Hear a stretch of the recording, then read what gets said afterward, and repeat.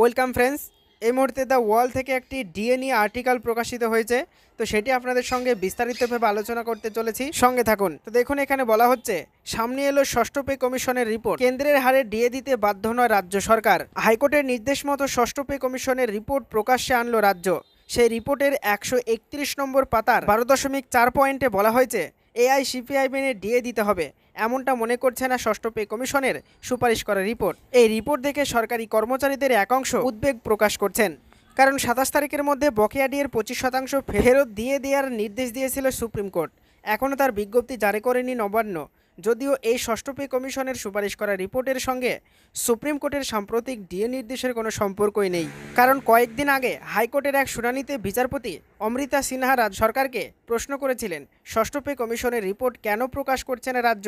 রাজ্যের বক্তব্য শুনে ওই দিন বিচারপতি নির্দেশ দিয়েছিলেন ষষ্ঠ পে কমিশনের রিপোর্ট রাজ্যকে 1 জুলাইয়ের মধ্যে প্রকাশ করতে হবে। ওয়াকিবহাল মহলের ধারণা, সেই নির্দেশ মেনেই এই রিপোর্ট সামনে আনলো নবান্ন। মোট 197 পাতার এই রিপোর্টে ব্যাখ্যা করা হয়েছে কেন কেন্দ্রের হারে ডিএ দিতে বাধ্য নয় রাজ্য।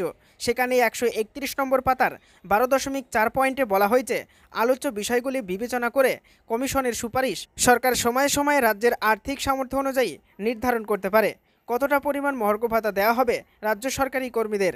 সেখানেই বলা হয়েছে এআইসিপিআই মেনে রাজ্যকে যে ডিএ দিতেই হবে এমনটা নয়, ফলে সেটা রাজ্যকে অনুসরণ করতে বাধ্য করা যাবে না। অতএব ডিএ নিয়ে রাজ্য সরকারের অবস্থান আগে যা ছিল সেটাই প্রকাশ পেল ষষ্ঠ পে কমিশনের সুপারিশ করা রিপোর্টে।